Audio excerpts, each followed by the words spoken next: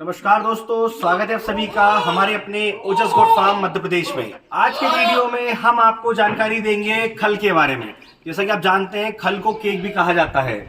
खल को आप अपने बकरों को किस तरह, किस समय, कितनी मात्रा में खिलाना है, अगर आप यह जान गए तो आपके बकरों की ग्रोथ होने में, उनका वजन बढ़ाने में किसी भी तरह की कोई भी चीज बाधा नहीं बनेगी। मेरा कहने का मतलब यह है कि खल तो हमारे बहुत सारे बकरी पालक अपने बकरियों को खिलाते हैं, लेकिन सही मात्रा, सही समय और जो सही तरीका है खिलाने का, वो हर कोई नहीं जानता। तो बकरों को खल की बात अगर हम करें तो कौन सी खल खिलाएं, सबसे बड़ा कंफ्यूजन यही होता है कि हम हमारे बकरों को कौन सी खल खिलाएं। तो बकरों को खल आप कोई भी खिला सकते हैं। जैसे कि कुछ किसान भाई, बकरी पालक अपने बकरों को हर बार अलग अलग खल खिलाते हैं, तो ऐसा ना करें, क्योंकि हर खल ऐसी नहीं होती है जो संपूर्ण संतुलित हो, जिससे कि बकरे की ग्रोथ अच्छे से हो या बकरा उसे डाइजेस्ट कर पाए। तो जैसा कि आप जानते हैं, खल कई तरह की होती है, पर जो कुछ ऐसी खलें हैं जिन्हें हमें अपने बकरियों को खिलाना चाहिए। पर मैं इस समय बात कर रहा हूं सिर्फ बकरों की, क्योंकि बकरियों को खल आपको सिर्फ कमजोर बकरियों को खिलाना है। ध्यान रखें, जो खल मैं आपको आज बताने वाला हूं, जो तरीका बताने वाला हूं, वो आप अगर खिलाना चाहें अपनी बकरियों को तो सिर्फ उन बकरियों को खिलाएं जो कमजोर है या जो दूध दे रही हैं और कमजोर हो रही हैं।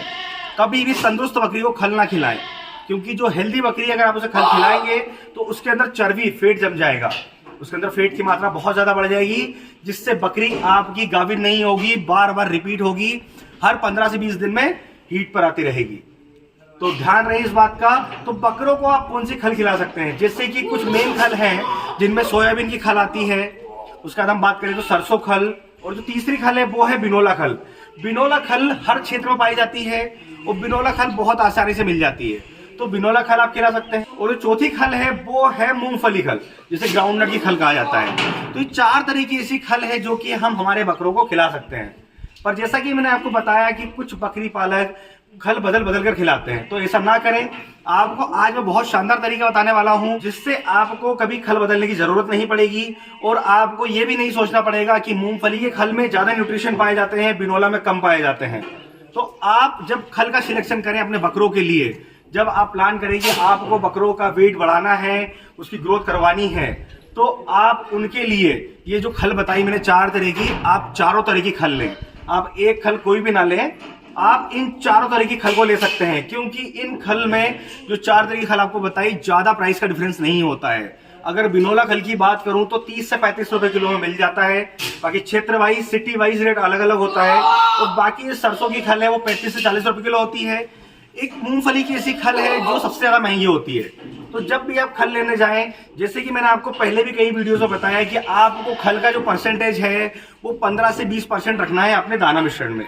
जो दाना मिश्रण आप बकरों के लिए बना रहे हैं, उसमें आप 15 से 20%, एक 20% का हम एवरेज ले लें, तो आपको 100 किलो दाना जब बनाएं तो आप ऐसा करें कि बिनोला खल 10 किलो ले लें, जो कि काफी सस्ती आती है। दूसरा खल आप मूंगफली का ज्यादा ना लेना चाहें तो आप उस 20 किलो में 2 किलो या 3 किलो मूंगफली खल भी मिला सकते हैं।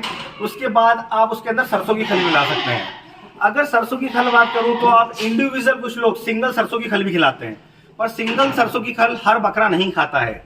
बकरी की बात नहीं कर रहा हूं मैं, क्योंकि क्या होता है, सरसों की खल जो होती है वो बहुत ज्यादा तीखी होती है, मतलब उसकी जो स्मेल होती है बहुत तीखी होती है, जिसकी वजह से हर बकरा नहीं खा पाता है। तो आप सिंगल सरसों की खल की मात्रा ज्यादा ना बढ़ाएं और ना ही सिंगल सरसों की खल खिलाएं। उसके बाद आप उसके अंदर सोयाबीन की खल भी ऐड कर सकते हैं। जो 4 खल मैंने आपको बताई, उनमें से जो सबसे ज्यादा सस्ती खल आपके क्षेत्र में मिलती हो उसकी मात्रा ज्यादा कर लें, जिससे कि आपको खल बदलने की जरूरत नहीं पड़ेगी। वो चारों खल को थोड़ी थोड़ी मात्रा में मिलाकर एक 15 किलो 20 किलो का एवरेज बना लें, जो कि आप 1 कुंटल लाने के लिए सफिशिएंट होती है। जब आप ये चारों तरह की या 3 तरह की खल भी मिला लेते हैं, तो आपके बकरों को प्रॉपर जो बैलेंस डाइट, जो न्यूट्रिशन, संतुलित आहार मिलना चाहिए, वो पूरी तरह से मिलेगा। फिर आपको खल में किसी तरह का कंफ्यूजन नहीं रहेगा कि मैंने अपने बकरे को सरसों की खल नहीं खिलाई है इसलिए उसका वेट नहीं बढ़ रहा है, या मैंने मूंगफली की खल नहीं खिलाई है इस वजह से उसकी ग्रोथ नहीं हो रही है। तो ये आपको नहीं सोचना पड़ेगा। जब आप चारों तरह की या 3 तरह की खल मिला लेंगे तो आप माइंड सेटअप भी आपका सेटिस्फाई रहेगा। उसके बाद आपके बकरे की ग्रोथ भी अच्छी होगी। तो आपको जो खल बताया वो खिलाना कैसे है, आप चाहें तो इन चारों खलों को बारीक करवा लें। बारीक से मतलब कि एकदम आटे जैसी तो होगी नहीं, तो ये इसको थोड़े छोटे छोटे टुकड़ों में करवा लें, जिससे कि बकरों को खाने में आसानी हो। और चाहे तो दाना मिश्रण में मिला दें आप इसे बारीक करके, और अगर ऐसे ना खिलाना चाहें, आप अगर अपने बकरों को सानी बनाकर खिलाते हैं भूसे की, तो आपको खल को एक दिन पहले पानी में भिगोकर रख देना है। इस बात का खास ध्यान रहे कि जितने बकरे हैं उनका जो दाना मिश्रण है उसके अंदर खल 15 से 20% जाना चाहिए। अगर आप अपने बकरे को 800 ग्राम दाना खिलाते हैं, जैसे आपका बड़ा बकरा है, तो आप उसमें 150 से 200 ग्राम खल मिला लें। खल में जैसे मैंने आपको बताया, चारों मिलाकर एक ऐसे एयर टाइट बॉक्स में रख लें जिसमें हवा ना लगे, ताकि खल खराब ना हो, उसके अंदर फफूंद ना लगे। उसके बाद अगर आपका बकरा 400 ग्राम दाना खाता है तो आप उसमें 100 ग्राम खल मिला लें। तो इस तरह से आप उस खल को एक दिन पहले शाम को भिगो दें। रात भर जब वो भीगेगी तो वो सुबह जब आप देखेंगे तो आप 100 ग्राम खल जो भिगोएंगे तो वो 200 ग्राम हो जाएगी। तो उस खल को आप सानी में मिलाकर अपने बकरों को खिला सकते हैं। इससे भी बहुत ज्यादा शानदार रिजल्ट मिलता है, बकरों का वजन बहुत स्पीड से बढ़ता है। जैसा आपको मैंने बताया कि आप डायरेक्टली दाने में मिलाकर भी खिला सकते हैं। डाइजेशन में किसी तरह का कोई समस्या नहीं आएगी जब तक आप खल को सही मात्रा में खिलाएंगे। कुछ बकरी पालक किसान भाई बकरों को जल्दी मोटा ताजा करने के चक्कर में बहुत ज्यादा दाना भी खिला देते हैं और खल की मात्रा भी बहुत ज्यादा बढ़ा देते हैं।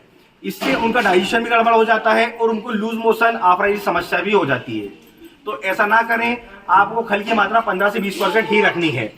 आज के वीडियो में मैंने आपको जो 4 तरह की खल बताई, जो खिलाने का तरीका बताया, इस तरह से इस मात्रा में आप अगर खल को खिलाते हैं तो आपको बहुत अच्छा रिजल्ट मिलेगा। तो दोस्तों, आज का वीडियो देखने के बाद आपका यह कंफ्यूजन क्लियर हो गया होगा कि आपको बकरे को कौन सी खल खिलानी। और इसी तरह बकरी पालन से जुड़ी जानकारी के लिए हमारे चैनल से जुड़े रहें। अगर अभी तक आपने हमारे चैनल को सब्सक्राइब नहीं किया है तो सब्सक्राइब कर लें और पास में जो बेल आइकन की बटन बनी हुई है उसे दबाकर ऑल पर जरूर क्लिक करें, ताकि जब भी हम कोई बकरी पालन से जुड़ा वीडियो हमारी चैनल पर अपलोड करें तो समय से वो आप तक पहुंच जाए। तो फिर मिलेंगे एक नए वीडियो में नई जानकारी के साथ। धन्यवाद।